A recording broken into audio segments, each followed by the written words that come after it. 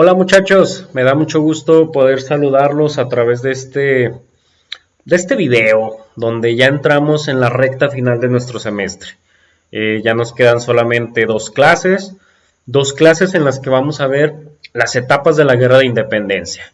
4 etapas de la Guerra de Independencia que las vamos a dividir dos y dos y que, bueno, entramos en materia, ¿no?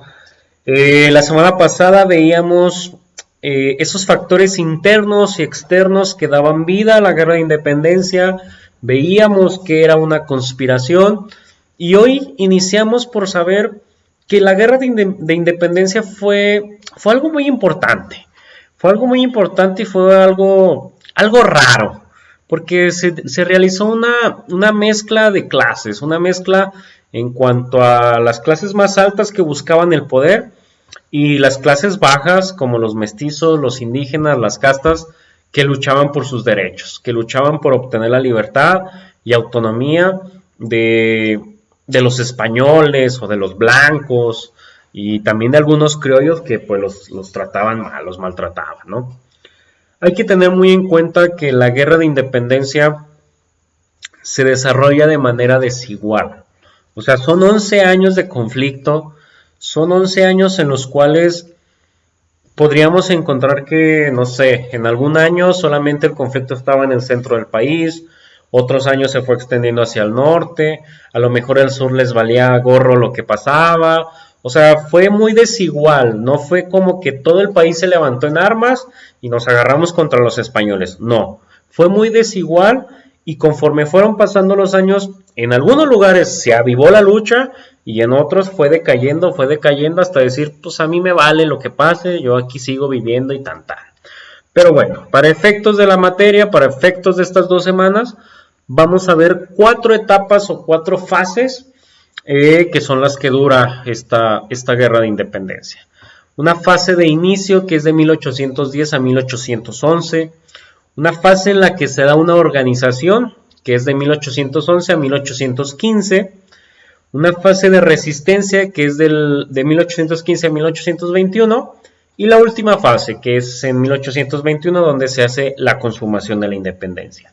Hoy solamente vamos a ver la parte del inicio y de la organización, nada más.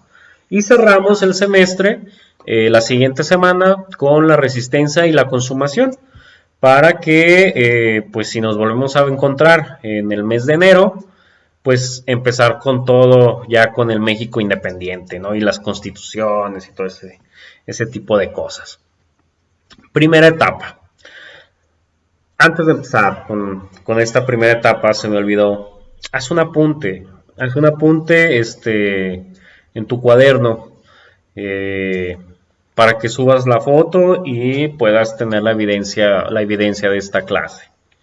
La primera etapa va desde el 16 de septiembre de 1810, que es cuando se da el grito de Dolores, hasta la muerte de don Miguel Hidalgo y Costilla el 30 de julio de 1811. Vamos a destacar algunos puntos importantes, no vamos a profundizar tanto por cuestiones del tiempo y demás. A lo mejor ya cuando nos veamos en presencial la siguiente semana con algunos de ustedes, podremos dialogar, intercambiar más ideas sobre esto. Pero bueno, en esta etapa hay 3 puntos muy importantes que hay que tener en cuenta. La primera, la participación de los criollos. O sea, los criollos que los vimos en la clase pasada con la conspiración, perdón, Miguel Hidalgo Costilla, Ignacio Allende, Juan Aldama, los señores Domínguez, ¿no? El corregidor y su esposa, que son criollos y que, como les decía yo en el tema de la conspiración, buscaban el poder, o sea, buscaban la opción de llegar al poder. Y la otra es la participación de los estratos sociales más bajos, ¿no? Que fue en su mayoría quienes integraron el ejército. Se dice que participaron más de 100,000 personas en el desarrollo de la guerra y que pertenecían a los estratos sociales más bajos. Realmente siempre va a ser así, yo creo, ¿no? Que a los estratos sociales más bajos, a las personas más desprotegidas las avientan por delante como carne de cañón para que sean los que se enfrenten, mientras los otros pues andan ahí al pendiente, ¿no? Algunos hasta escondiéndose. Y la tercer parte o el tercer punto importante de esta etapa es que fue un desorden terrible. O sea, fue una etapa en la cual, pues no había orden. O sea, todos se enfrentaban como podían. Estamos hablando de las personas de los estratos sociales más bajos. No tenían ningún conocimiento táctico, ningún conocimiento militar. Peleaban con palos, con piedras. Era un desorden terrible. Y prácticamente el ejército de esta primera etapa se fue conformando con lo que había. O sea, empezaban en Dolores, luego de ahí se fueron a Totonilco. Creo que se llama Totonilco, el pueblo. De Totonilco se van como a San Miguel de Allende, a Guanajuato, y conforme iban pasando por comunidades, pues iban acarreando a la gente, ¿no? O sea, era así, señores, pues vamos a levantarnos en armas, bla, bla, bla, se aventaban un choro ahí, vénganse. Y pues se iba conformando con lo que había. Entonces, realmente fue un desorden en la conformación del ejército y también había muchos abusos en las batallas, ¿no? Porque estás hablando de que pues a uno se les pasaba la mano, o sea, había mucha violencia, mucha violencia en esas batallas. ¿Qué pasa en esta primera etapa? Es una etapa que tiene un carácter social, porque Miguel Hidalgo lo que hace, el señor Hidalgo no era táctico, o sea, él no se dedicaba a la cuestión de la estrategia militar ni nada, para eso estaba Allende, para eso estaba Aldama. Miguel Hidalgo era más como una especie de motivador, era una especie como de el encargado de decir los discursos, el encargado de escribir, para motivar a la gente. Entonces él lo que hace es imprimir un carácter social, llegarle a la gente a través de unos decretos que él promulga en Guadalajara y que el primero de ellos es el decreto para la abolición de la esclavitud y los tributos, ¿no? Un documento donde dice que todos tenemos derechos de ser libres y que ese mismo derecho de libertad pues nos impide, ¿no? A estarle pagando un tributo a alguien. También promulga el decreto para la devolución de las tierras, que es como una especie de Emiliano Zapata, ¿no? Una especie de darle la tierra a quien la trabaja, de que las tierras fueran para esos campesinos que son los que se parten el lomo en el sol para poder sacar una cosecha, ¿no? Y que fuera para ellos esa tierra. Y otra cosa que también es muy interesante es que fundó un periódico que se llamaba El Despertador Americano, y que sirvió como medio de propagación de las ideas independentistas. O sea, estas tres acciones que hace Miguel Hidalgo pues le dan un carácter social a la guerra. Es la forma en cómo él atrae a la gente. Esta cuestión del periódico pues era una forma de distribuir las ideas en las plazas públicas, en los lugares donde hubiera más gente como las ferias, distribuían este periódico para pues atraer a más gente. Entonces, si te fijas, fue una etapa de desorden, pero donde Miguel Hidalgo también trata de llegarle a la gente a través de estos decretos promulgados. Hay varios triunfos en esta etapa por parte del ejército insurgente. Toman regiones como San Miguel de Allende o San Miguel el Grande, que era su nombre anterior, Celaya, Salamanca y Guanajuato. Pero en Guanajuato pasa algo porque es donde se da la toma de la Alhóndiga de Granaditas. Y creo que es lo que también marca como el futuro largo de la guerra de independencia, porque en Guanajuato se las pasó la mano. O sea, realmente hubo una matanza terrible en esas batallas de Guanajuato. Y prácticamente a Miguel Hidalgo, no sé, probablemente le dio miedo, probablemente quiso ser más precavido en cuanto a las batallas y en vez de avanzar hacia la Ciudad de México decide retroceder a Guadalajara. Y en Guadalajara es donde se da la batalla del Monte de las Cruces, después el puente de Calderón, Aculco, y es donde el ejército insurgente empieza a perder hombres, empieza a perder fuerza, empieza a dividirse, ¿no? El liderato. Incluso aquí en Aguascalientes, en Pabellón de Hidalgo, en la hacienda de Pabellón de Hidalgo, se le quita el mando del ejército a Miguel Hidalgo por esta decisión de retroceder hacia Guadalajara y no avanzar hacia la Ciudad de México. Miguel Hidalgo, después de esta destitución del ejército insurgente, decide irse hacia Chihuahua, en donde pues fue apresado, fue fusilado, fue asesinado y bueno, fue fusilado junto con Ignacio Allende, Juan Aldama y Mariano Jiménez. Fueron fusilados y el gobierno de aquella época se le ocurre cortar las cabezas, colocarlas en unas jaulas en cada una de las esquinas de la Alhóndiga de Granaditas, como un mensaje a la población que se quisiera levantar en armas, ¿no? Un mensaje de decirles, si te levantas en armas contra nosotros, eso te puede pasar. Las cabezas de ellos 4 estuvieron colgadas ahí en la Alhóndiga más o menos 10 años, pues hasta el término, hasta la consumación de la guerra de independencia, que son bajadas, y bueno, después se les dan todos los honores, ¿no? Ahora que están en el Ángel de la Independencia. Segunda etapa, muchachos.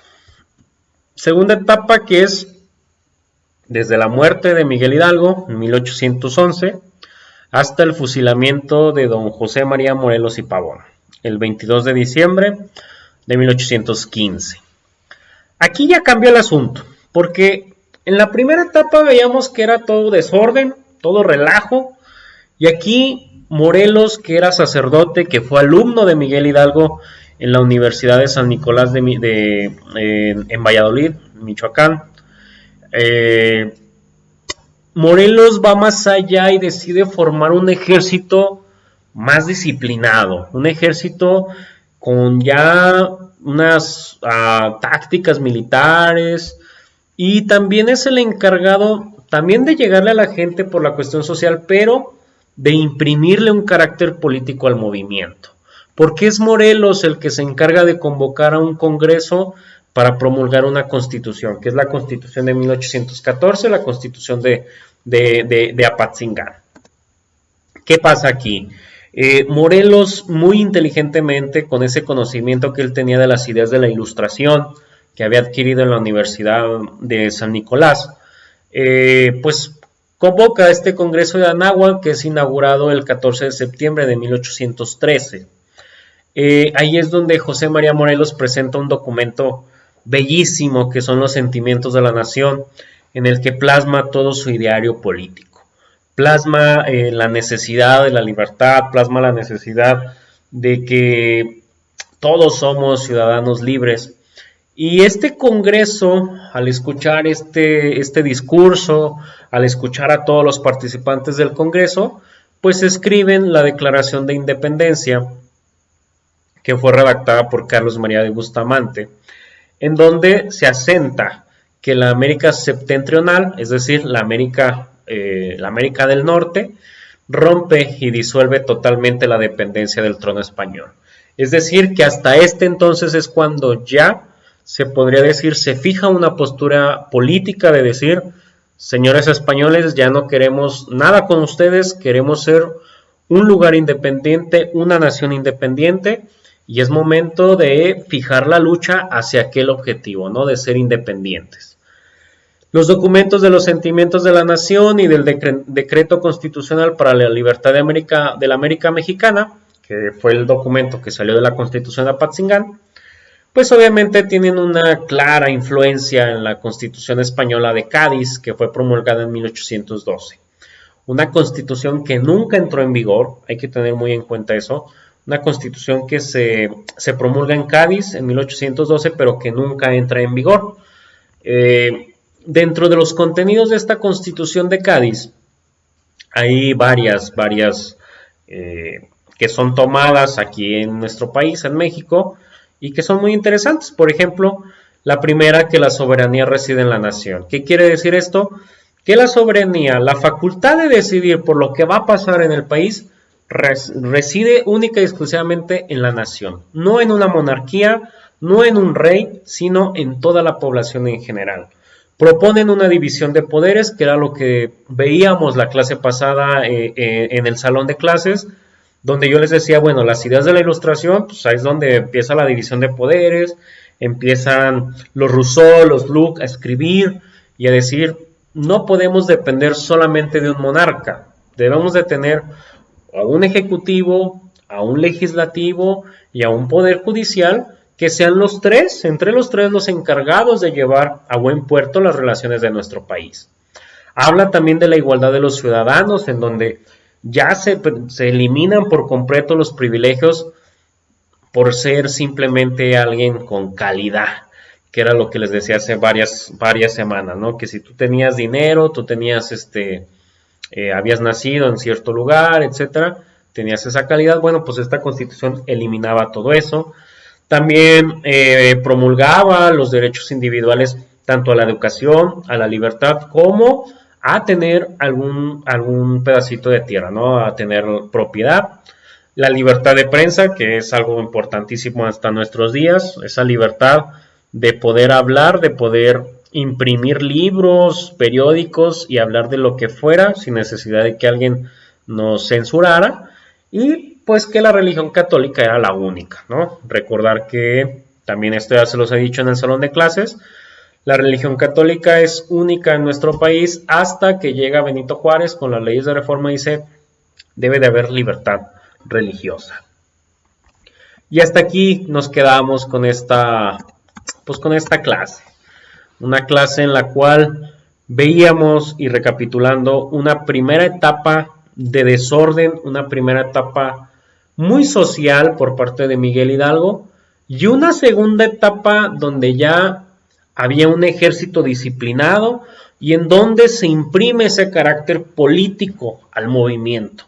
Un carácter de decirles, señores, no es pelear por pelear, sino que vamos por un objetivo y ese objetivo es independizarnos de España.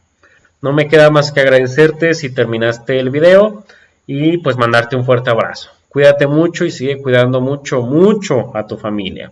Nos vemos.